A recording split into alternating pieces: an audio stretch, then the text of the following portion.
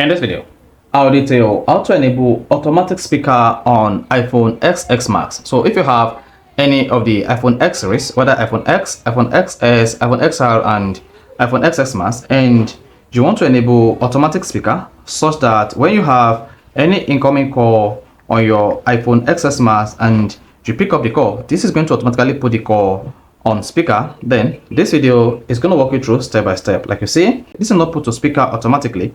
Then to do this, all you just need to do is go to your iPhone settings, and on the settings page you just need to scroll down and click on accessibility.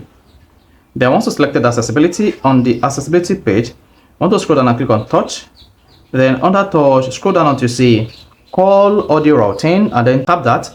Once you tap that, then there are two options available under call audio routing. There is automatic, there is Bluetooth, headset, and speaker. Then go ahead and click on speaker.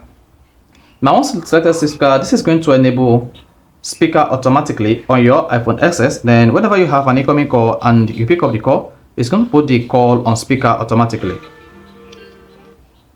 You see that? So that is how you can easily enable automatic speaker on iPhone XX Max. So if you found this helpful and informative, please don't forget to like and subscribe.